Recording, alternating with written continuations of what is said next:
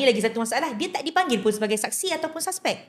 Tiba-tiba kita ada kawan yang dekat dalam tu yang sedang disiasat. Kawan tu telefon dan dia kata, Nan boleh tak datang ambil aku? Lepas tu kita dah pelik, macam kenapa Hanan yang kena datang ambil dia kan? I think it was about like 11 PM 12 AM. Masa tu saya, Hanan, Dayah, kami sedang duduk lepak makan. Waktu ni masa dekat Muar? No, masa tu kami di KL, di Kuala Lumpur. Dan kawan tu telefon, Nan boleh tak ambil? Lepas tu Hanan macam, tak apa, nanti aku bagi tahu lawyer. Tadi tak, kau tak payah panggil lawyer, kau je datang ambil aku. So masa tu kita dah pelik. Lepas tu saya dah cakap dengan Hanan, saya cakap dengan Hanan, Nan jangan pergi seorang kot. Panggil orang lain pergi dengan Hanan. Hanan pun call Adam, another friend. It's a character unlock, tak ada, sorry. Bergurau pula. Hanan panggil lagi seorang kawan. Jadi kawan ni pun pergi dengan Hanan. Lepas tu lama tunggu, kita tak dapat apa-apa info daripada Hanan.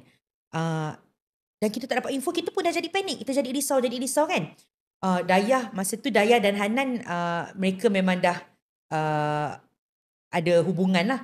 Dan nasib baik Dayah ni adalah salah seorang girlfriend yang letak tracker ke handphone boyfriendnya.